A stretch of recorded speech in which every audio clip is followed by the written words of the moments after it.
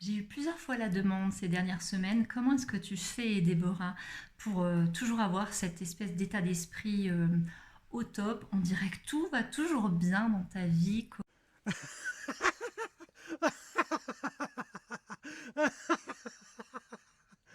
Comment tu fais exactement? Je me suis décidée à vous faire cette vidéo pour vous donner quelques petites pistes de réflexion, en tout cas ce qui fonctionne pour moi, de manière à ce que vous l'expérimentiez et que vous développiez vous aussi un état d'esprit au top. Alors évidemment, cette vidéo s'adresse à ma cible de cœur, les mamans solo extraordinaires, mais pas que. Donc si tu le souhaites, tu peux t'abonner pour pouvoir soutenir ce projet. Bonjour, je suis Déborah Adam, je suis maman solo extraordinaire et coach des mamans solo extraordinaires qui ont besoin de prendre conscience et d'exprimer ce côté extraordinaire en elles. Ces mamans solo, cette communauté va vraiment contribuer à un monde plus beau, plus juste, plus grand, même si au départ il n'est pas tout à fait pensé pour elles. C'est ensemble que nous développons notre estime de nous-mêmes, notre confiance en nous et notre confiance en les autres pour pouvoir de plus en plus contribuer à ce monde que nous rêvons toujours plus équilibré. Petit à petit, de prise de conscience en prise de conscience, d'expérimentation en expérimentation et de soutien en soutien, nous allons pouvoir déployer tous nos talents et les offrir autour de nous. Et croyez-moi, des talents et des ressources, des compétences, nous en avons. Une maman solo est une véritable mine d'or. Alors, bienvenue à toi, maman solo extraordinaire. Alors, un truc qui agit comme par magie et complètement directement sur mon état d'esprit, c'est la lecture. Pas ce livre-là en particulier, mais tous les livres que je peux lire. Moi, je lis tous les matins. Tous les matins, je m'octroie, quoi qu'il arrive, au minimum 5 minutes de lecture. 5 minutes, ça peut paraître rien du tout, mais c'est quand même le temps de lire quelques pages. Et quand je peux, bien sûr, me donner plus de temps, je me donne plus de temps. Mais quoi qu'il arrive, 5 minutes de lecture avant de commencer la journée, avant d'aller... je fais le geste là, avant d'aller connecter aux tâches à accomplir, aux problématiques à régler, et puis avant d'aller donner mon énergie à mes enfants, et puis à qui je dois la donner, ou en tout cas la prêter un petit peu, et bien je me connecte à ça. Moi je lis principalement des livres inspirants qui vont vraiment me booster, qui vont vraiment booster cet état d'esprit. Donc là typiquement Al Elrod, j'arrive jamais à dire son nom correctement, l'équation du miracle, transformer le possible en certitude. C'est vraiment un de ces livres-là, un livre mindset qui fait du bien. Alors je me contente pas de lire, j'essaie vraiment d'implémenter ça après dans ma vie, pendant ma journée, parce que le matin, voilà, je note des petits conseils, j'essaye pendant la journée d'expérimenter des choses, en tout cas, rien que dans l'influence que ça va avoir pour mes journées, c'est hyper positif. Et ça, je le fais depuis un petit moment, de me reconnecter à la lecture. J'étais une grande lectrice parce que dans mes jeunes années, j'ai fait des études littéraires, voyez-vous. Mais ça fait bien longtemps, et avec 3 enfants et plein de péripéties, j'avais un peu lâché la lecture. Et là, je me dis qu'on a tous 5 minutes dans une journée. Le conseil que je donne à mon meilleur ami, c'est mets un bouquin à côté de tes toilettes si tu penses que tu n'as pas le temps de lire. C'est une fausse excuse. On a tous 5 minutes dans une journée chaque fois qu'on va aux toilettes. On peut lire quelques pages, et déjà c'est toujours ça de prix, parce que ça va vraiment venir te donner un éclairage, te donner une prise de conscience, faire un tilt, un conseil, te divertir, te faire sourire. Et ça, c'est plein de petites choses dont on a besoin pour avoir l'estime de soi au top et tout simplement un état d'esprit au top. Donc je ne commence pas mes journées sans mon livre.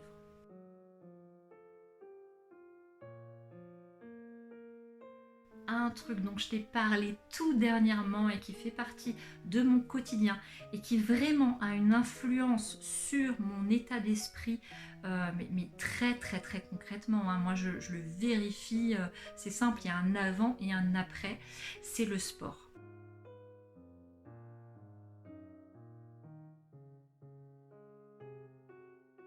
je fais du sport à, à mon niveau à moi, qui est ce qu'il est, mais j'en fais chaque jour.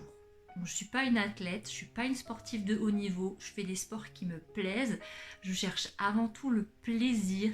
Moi, mon but dans le sport, il n'y a pas d'objectif en termes de prise de poids ou perte de poids, il n'y a pas d'objectif en termes de compétition ou de course ou quoi que ce soit ou d'événements particuliers.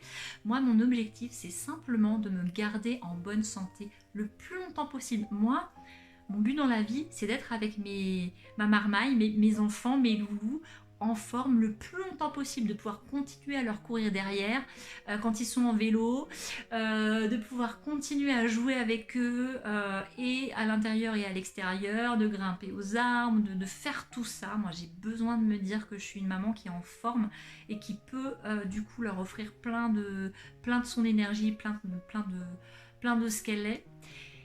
Et du coup, voilà, c'est mon but, c'est de rester en bonne santé le plus longtemps. Et aussi, je travaille très sincèrement, hein, pour être honnête avec vous, je travaille beaucoup sur mes articulations, sur ma mobilité, sur ma souplesse.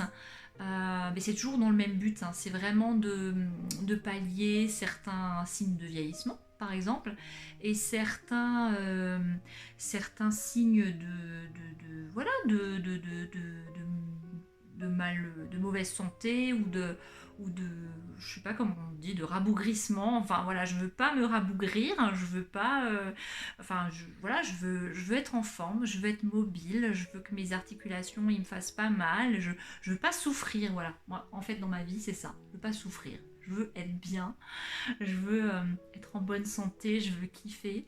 Et du coup, le sport, bah, ça me sert à ça. Et quand je fais du sport le matin, bah, ça me lance dans ma journée. Parce qu'après, j'ai vraiment... Alors, c'est quoi le lien avec l'état d'esprit au top? C'est que moi, je suis tellement fière de moi. Vous savez que moi, j'ai vraiment eu l'impression pendant 42 ans de ma vie d'être quelqu'un de pas sportif et même d'être un peu flemmard ou d'être un peu... ouais, un peu sans énergie, de manquer d'énergie. J'avais l'impression que c'était dans mon karma. Et là, je suis tellement fière de voir la progression que j'ai, de voir que chaque jour, je reviens sur mon tapis avec mes petits poids là de 500 grammes, mais j'y reviens tous les jours et j'ai le sourire et ça me donne la pêche et après je sens clairement dans mes journées je fais beaucoup plus de choses que quand je fais pas de sport, que ça me donne justement ce dynamisme que je cherche à avoir. Et ben, je suis hyper fière de moi, ça me booste mon moral, ça me booste mon estime personnelle. Je me dis mais en fait Débo, bah t'es capable de faire ça quoi, c'est génial ce que tu fais et je suis vraiment vraiment vraiment contente et jamais je vous dirais d'arrêter de vous auto-gratuler et d'être fière de vous, l'autosatisfaction. Et ben c'est super bon pour pour le mental au top, pour l'état d'esprit au top et clairement le sport ça vous aide à cette fierté de vous-même. Si vous n'en faites pas encore, ben, moi je ne saurais que vous conseiller d'essayer de trouver une activité où vous bougez et qui vous plaise, où c'est fun pour vous, où c'est chouette et vous allez avoir la satisfaction de progresser. Alors concrètement le matin, ben, je bouquine dans ma chambre, on est là, et le soir, et ben, souvent je m'endors avec soit une méditation donc qui est basée vraiment sur la détente au niveau respiratoire, mais ça je sais faire parce que j'ai fait du chant, donc j'ai vraiment appris à respirer et ça me sert pour tout le temps, pour lutter contre le stress, pour bien m'endormir, pour tout. Et la méditation, elle va rajouter, il y a la notion de respiration, de se centrer sur sa respiration, donc sur son intériorité.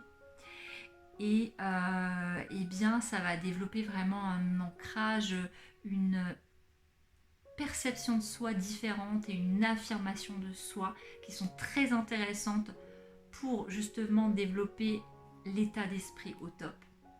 Mais moi ce que je fais encore plus fréquemment que des méditations, c'est carrément des voyages chamaniques parce que je suis actuellement depuis plusieurs mois une formation en sophrologie et chamanisme, vraiment ça allie les deux. Et du coup, je vous mets voilà, là en dessous le nom de l'association en Alsace avec qui je fais ça et que je recommande à 40 milliards de pourcents. Juste, moi je suis pas quelqu'un dans les extrêmes, vous voyez bien. Et du coup, j'ai développé cette technique de voyage chamanique où on a juste besoin du son du tambour. Il n'y a pas de fumée, il n'y a pas de produit quel qu'il soit. Il y a juste le son du tambour que vous pouvez trouver vraiment sur YouTube. Et donc après, voilà, il y a un cheminement intérieur à faire. Et ça, je le fais, ça me permet vraiment déjà de me détendre, de passer de bonnes nuits, mais beaucoup plus que ça, ce qui est déjà important en soi, de bien dormir, de bien se reposer et de se réveiller du coup en forme le lendemain. Mais plus que ça encore, le voyage chamanique, moi, ça me permet de trouver des réponses en moi, parce que on sait qu'on a les réponses en nous, mais parfois elles sont un peu cachées dans des espèces de boîtes un petit peu verrouillées.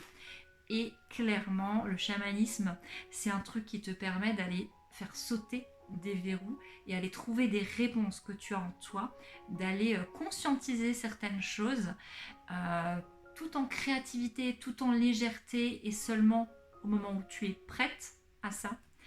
Et moi, ça me permet concrètement de débloquer des situations en alliant cette créativité à cette espèce d'audace qui me vient vraiment typiquement de ces voyages chamaniques, et je remercie vraiment l'association qui me forme pour ça parce que ça a clairement contribué à améliorer positivement, oui, améliorer, impacter positivement ou améliorer ma vie.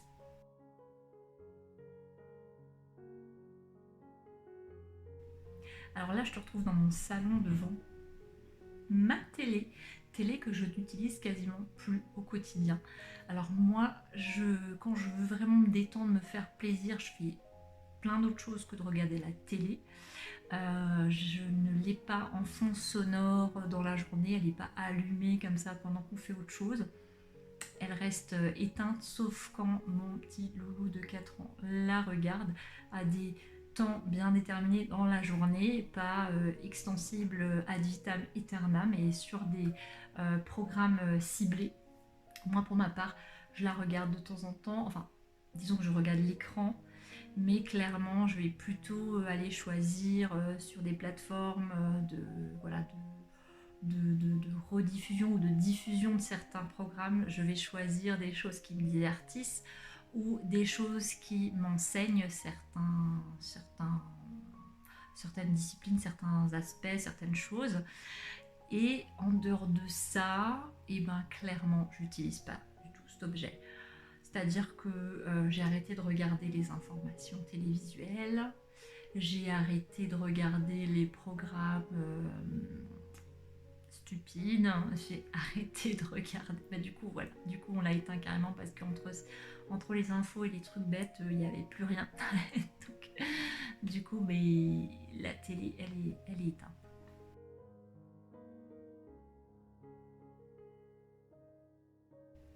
Par contre, je regarde des trucs quand même si je ne regarde pas la télé. Et là, on est dans la cuisine parce que typiquement, quand je suis dans ma cuisine, j'ai mon téléphone et je regarde des trucs. Je regarde des trucs, des vidéos ou j'écoute des podcasts. Donc j'ai toujours mon téléphone pas loin ou une tablette ou voilà, quelque chose qui me permet de regarder pendant que je cuisine. Alors je regarde pas des recettes, mais j'essaie quand même de pas faire brûler ce que je cuisine. Parfois ça arrive, mais je m'améliore. Mais clairement, moi je passe beaucoup de temps sur YouTube, je consomme beaucoup de vidéos et je consomme des vidéos de développement personnel, je consomme des vidéos sur des sujets qui m'intéressent, notamment sur les relations et aussi certaines guidances parce que moi je suis une fan de guidance et d'oracloscope et ce genre de choses que j'ai pratiqué aussi, que je pratique aussi de mon côté de temps en temps à mes heures perdues. Donc voilà, je regarde pas la télé, mais je sélectionne des conférences et des podcasts intéressants pour développer mon état d'esprit.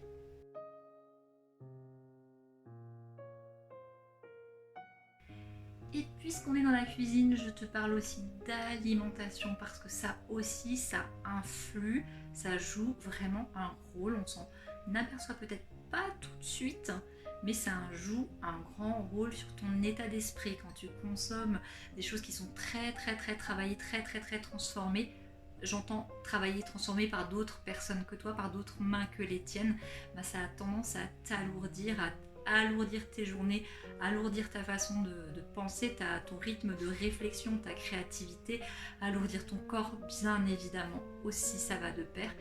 Et c'est un peu contre-productif.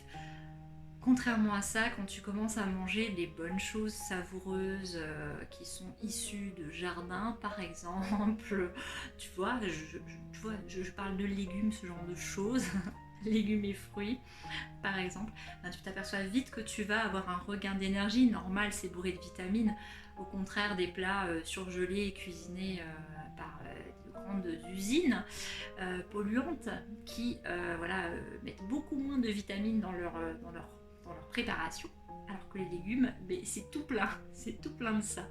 Donc dès que tu commences à faire un petit peu attention, moi je suis pas du tout une spécialiste de nutrition parce que j'ai la chance d'avoir en fait d'aimer de base, j'aime bien les choses savoureuses et les choses diversifiées et notamment les fruits et les légumes, je suis une grande fan et de base j'aime manger assez sainement. Seulement, je suis quelqu'un de très gourmand et c'est un petit peu ça ma problématique. Du coup, je rajoutais jusqu'à il y a quelques temps pas mal de choses qui sont beaucoup moins saines. Et pour le coup, eh bien, quand je fais un petit peu attention et que juste je m'écoute et je me dis mais est-ce que Déborah t'as vraiment envie là de ce truc gras là est-ce que t'as vraiment envie de ça? Quand je m'écoute un petit peu, il y a une notion d'envie mais qui est biaisée par la publicité, par des habitudes, par l'ennui, par le vide intérieur et qui sont pas des vraies envies de j'ai besoin de ça et je vais consommer ça et ça va me faire du bien. À partir du moment où tu peux pas répondre oui, cet aliment va me faire du bien à la question voilà, est-ce que ça va me faire du bien? Et pose-toi la question et puis ensuite mange un peu plus en conscience et voilà, si tu choisis de manger le truc en question, si tu le fais en me disant ouais je sais que c'est pas voilà que ça va pas me faire de bien mais je choisis de le manger, c'est tout à fait ok.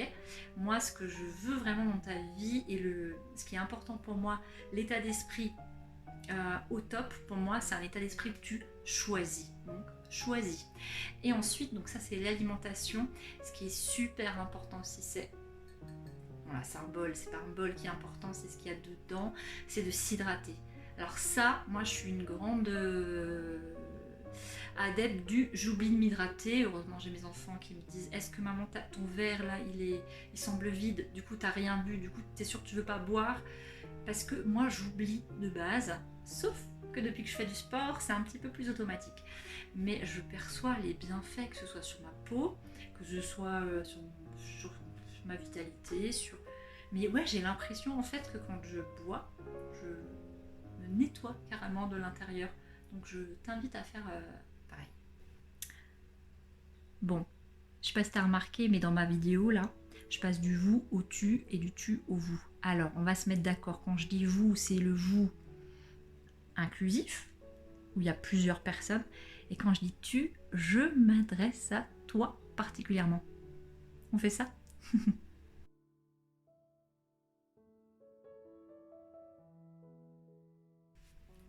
Bon, là, mon fils dort. Donc, typiquement, ça m'aide aussi beaucoup à développer un état d'esprit au top. C'est d'avoir du temps pour moi, un petit peu. Mais c'est pas ça dont je voulais parler dans ce type. C'est vraiment... ça n'a rien à voir. Mais si, je pourrais faire une transition en te disant que quand mon fils dort, il faut pas faire de bruit. Or, ça va pas bien avec le petit type suivant, qui est de faire la musique, de la danse, du chant. Ouais, musique, chant, danse, tout ce qui va impliquer justement la musique, le son, ben moi ça me fait un bien de fou. Déjà j'ai commencé ma vie il y a fort lointain en dansant. J'adorais la danse quand j'étais plus jeune, ça ne s'est jamais tari. Et ensuite j'ai fait du chant aussi, jamais dansé et chanté. Et j'ai eu la chance de pouvoir expérimenter les deux dans ma vie d'adulte aussi, et de pouvoir enseigner le chant. Et pour ça, avant d'enseigner, quand je me suis formée, j'ai beaucoup appris de la respiration et j'ai beaucoup appris sur mon corps en fait, pour pouvoir l'utiliser comme un instrument de musique. Parce que dans le chant, c'est ça. En fait, on prend le corps, c'est notre corps qui joue de la musique.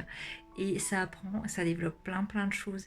Et moi, du coup, ça a fait un effet de fou sur ma façon dont je me percevais au niveau physiologique. J'ai appris plein de choses, hein. J'ai appris des emplacements d'organes que je connaissais absolument pas alors que j'étais déjà adulte. On m'en avait jamais parlé en cours de bio. Ou alors on m'en avait parlé mais j'avais pas... J'étais pas là ce jour-là. J'étais absente peut-être, malade. Genre le diaphragme, tu vois, le truc de fou. Et ben quand tu sais que tu as un diaphragme et quand tu l'utilises correctement, ben, ça change plein de perceptions. Et ça change même la confiance que tu as en toi-même. Je t'assure, essaye un peu d'utiliser ton diaphragme correctement et tu m'en diras des nouvelles. Ensuite, on dit que la musique adoucit les mœurs. Moi, la musique m'a clairement sauvé la vie. Quand j'étais ado, j'étais vraiment pas bien dans ma peau. Et heureusement que j'avais ce fameux CD, cet album de Lara Fabian que je me passais en boucle et qui faisait que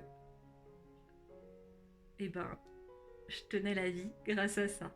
Merci Lara Fabian. Je sais que tu regarderas pas cette vidéo, mais énergétiquement, je t'envoie tous mes remerciements les plus sincères. Ceux de mes enfants aussi, peut-être de leurs futurs enfants et des générations qui suivront. Tous mes après moi te remercient. Voilà. Merci la musique. Du coup, ben, la musique, oui, la musique, le mouvement, le rythme, le son, tout ça, ça doit faire partie de ta vie. Bon, j'ai pas de conseils à te donner, on est d'accord. Mais quand même, je te donne ce conseil, la musique doit absolument faire partie de ta vie si tu veux un état d'esprit au top.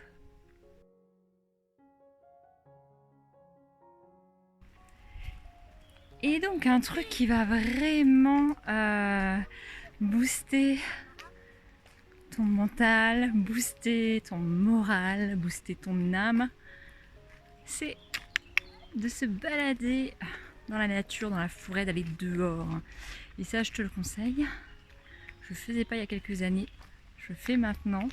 Je peux plus m'en passer. Je vois vraiment la différence sur comment je vais au quotidien et sur comment j'arrive à garder mon mental fort en plus de tout le reste. C'est une combinaison de petites choses. Moi,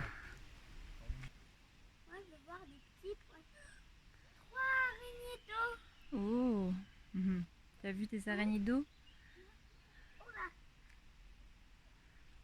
Il faut voir des poissons. Waouh. Cette araignée d'eau, elle fait des grands ploufs. Les grands ploufs d'araignées d'eau. Il faut pas tomber dans le lac. Ah bah non. Waouh, j'adore. Alors, je suis toujours dehors pour terminer cette vidéo. J'espère qu'elle t'a plu. C'est vraiment les choses que je mets au quotidien, moi. C'est comme ça, c'est pas autrement qu'au jour d'aujourd'hui.